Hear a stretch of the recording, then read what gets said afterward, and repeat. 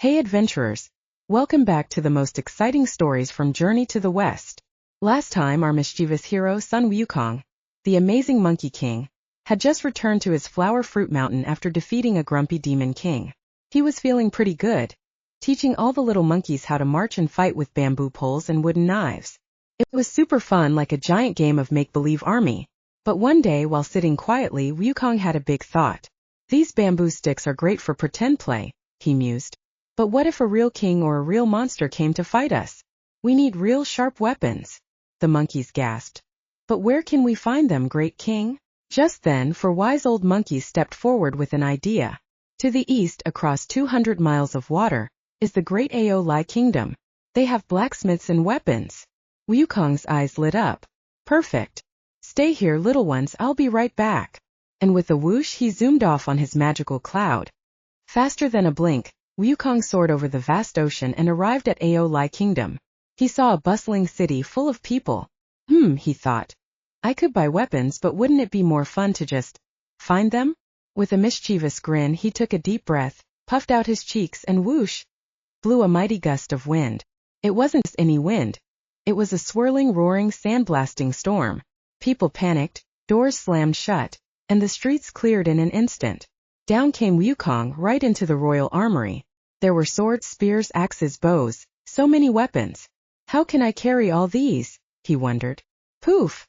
He pulled a handful of golden hairs, chewed them up and blew them out. Change! He cried, and each hair transformed into a tiny monkey king. Hundreds of mini Wukongs scrambled, grabbing armfuls of weapons, then zoomed back to Flower Fruit Mountain on the wind. The monkeys gasped when they saw their king, surrounded by glittering weapons. Wow! They cheered, grabbing swords and axes, ready for anything. With all the new weapons, Flower Fruit Mountain became a super strong fortress. Even 72 other demon kings came to pay their respects to the mighty Monkey King. But even with all these amazing weapons, Wukong felt something was missing. His own big plain sword felt, well, a bit clunky. I need a weapon that's truly special, he declared. The four old monkeys whispered. Great King, our iron bridge flows right into the East Sea where the Dragon King lives. He has all sorts of magical treasures. Wukong's eyes sparkled. Perfect. I'll go. With a splash and a special magic spell, he dove into the waves, walking right through the water as if it were air. He arrived at the magnificent underwater crystal palace. The Dragon King, a wise old dragon, greeted him. Wukong explained his need for a weapon. The Dragon King offered a giant sword, then a massive 9-pronged rake. Wukong tried them both but shook his head. Too light. Too light, he chuckled. The Dragon King was getting nervous. Then the Dragon Queen and Princess pointed to a glowing pillar deep inside. That's the divine iron of the Milky Way. A magical measuring rod. Wukong went to see it. It was a giant 2-story tall iron pillar. A bit too big and thick, he thought. And poof! It shrunk. A little smaller, he wished, and it shrunk again. This was it. His perfect weapon. Wukong now held his amazing new staff, the Ruijingubang, which could shrink to a tiny needle and grow as big as he wished. He danced around the crystal palace, making it shrink and grow, scaring the poor Dragon King silly. Thank you for the staff, neighbor, Wukong declared. But now I need some matching clothes. How about a cool helmet, armor and boots? The Dragon King stammered. I don't have any. Wukong narrowed his eyes. Oh really? Then maybe I'll try out my new staff right here.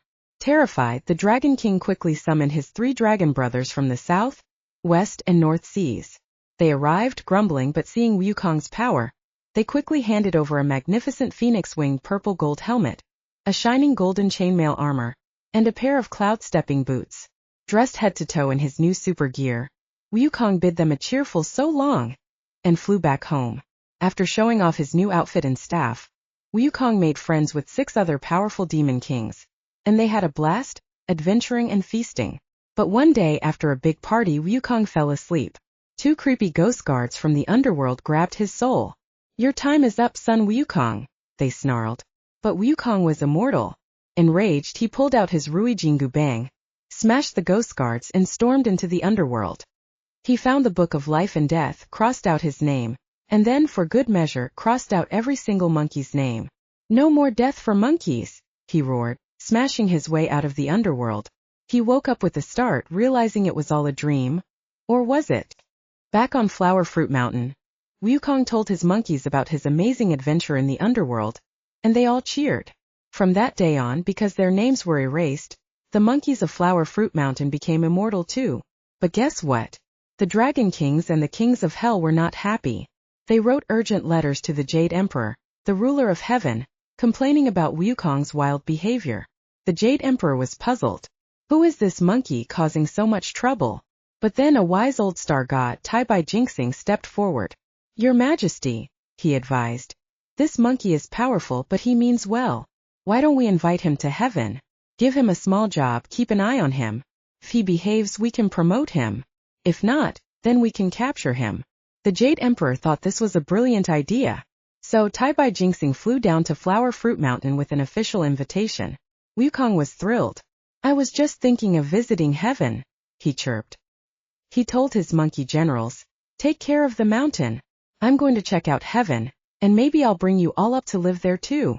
And with that he zoomed off with Tai Bai Jinxing, heading straight for the glorious palaces of heaven. What kind of job will the Jade Emperor give our mischievous hero? Will Wukong actually behave in heaven? Find out next time.